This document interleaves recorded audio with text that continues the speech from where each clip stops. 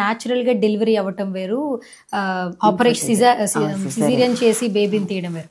అంటే ఇంకొక జన్మ ఎలాగా ఉంటుందో ఒక బిడ్డకి జన్మనిచ్చినప్పుడు ఒక ఆడపిల్లకి, అట్లాగే ఈ ఫర్టిలిటీ సెంటర్స్కి వచ్చాక ఇంజెక్షన్స్ కావచ్చు, సో ఎక్కువగా నడవకూడదు, అండ్ స్టెప్స్ ఉన్నా కూడా చాలా చిన్నగా దిగాలి, చిన్నగా పనులు చేయాలి.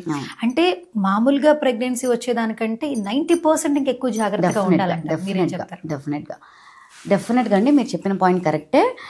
బట్ మరీ మెట్లు ఎక్కడం అనేది ఏమి ఉండదు, కానీ బట్ డెఫినెట్గా ఎందుకు ఇది ఇంత జాగ్రత్త తీసుకోవాలి అంటే, న్యాచురల్గా అవ్వనిది మేము ల్యాబ్లో తయారు చేసి మీ బాడీలో పెడుతున్నప్పుడు డెఫినెట్గా ఇది ఫారిన్ బాడీ. సో మీ బాడీ ఈ ఫారిన్ బాడీని ఎంతవరకు యాక్సెప్ట్ చేయగలదు అనేది మనం చూసుకోవాలి.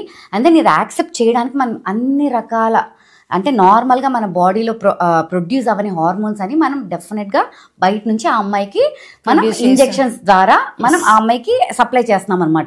సో డెఫినెట్గా sure we have to give so much supplements for the mother. So ఇన్ని ఇంజెక్షన్స్ తీసుకుంటున్నప్పుడు దానికి తగిన జాగ్రత్తలు కూడా, నాట్ లైక్ స్టెప్స్ ఎక్కువ ఎక్కడం అని కాదు, స్టెప్స్ మామూలుగా ఎక్కచ్చు, బట్ నాట్ ఇప్పుడు పైన ఫ్లోర్ ఉంది, ఒకరిది 3rd ఫ్లోర్ ఉందనుకోండి, ఒక 2-3 సార్లు ఎక్కి దిగచ్చు, but not like 10 times. And then బరువులు ఎక్కువ ఎత్తద్దు అని కూడా చెప్తాం.